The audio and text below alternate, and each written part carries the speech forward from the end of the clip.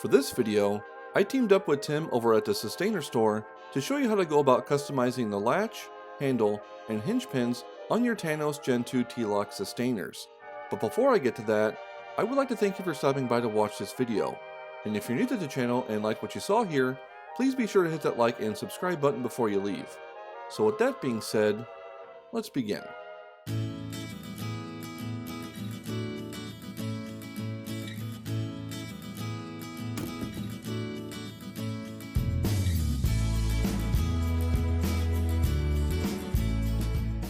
Removing the latch, for me at least, requires no tools.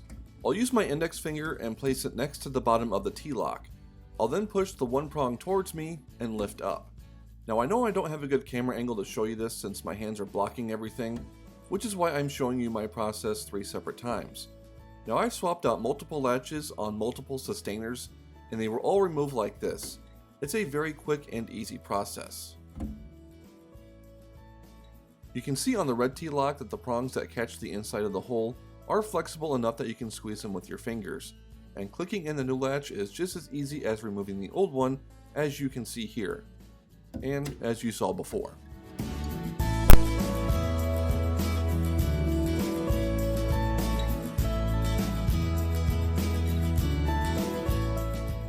Now I personally use 2 screwdriver bits to act as a fulcrum when removing the handle from the Systainer. The blue tape helps to keep them in place so they don't go flying out like a missile. Ask me how I know. The cardboard acts as a protective barrier when you go to remove the handle from your Systainer, so the handle does not damage your Systainer.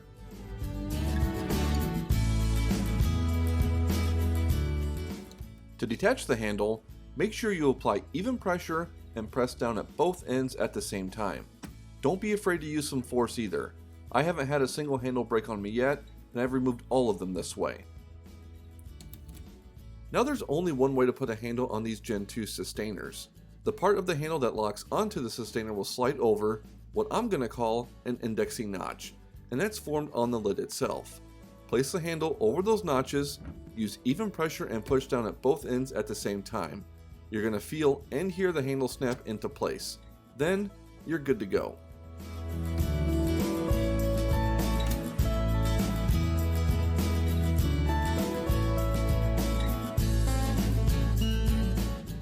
I usually don't need anything but my hand to remove a hinge pin, as you'll see later on, but the ones in this Systainer are very tight, so I grabbed a screwdriver and put a few wraps of blue tape around the end just to protect the pin while popping it out. With my hand supporting the lid, I placed the screwdriver against the pin, and using moderate force, I was able to unseat the hinge pin. Now I support the lid because I don't want it to fall after removing the hinge pin. That could possibly crack or snap off the other end that's still attached. As you can see here, snapping in a new hinge pin is a relatively quick and straightforward process.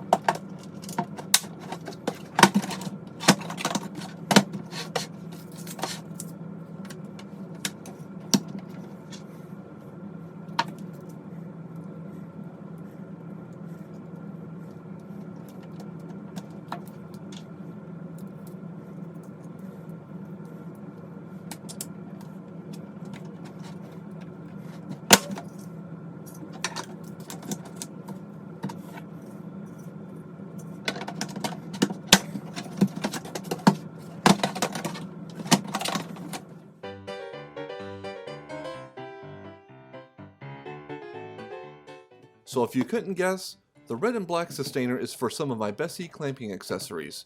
Mainly accessories for my K-Body Revos, but a few strap clamps and other bits made their way into that Systainer as well.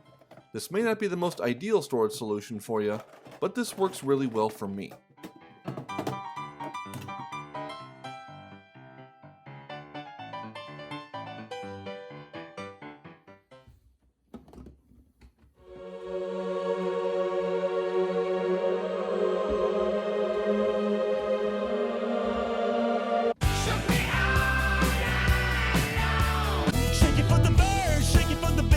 I'm all shook up. And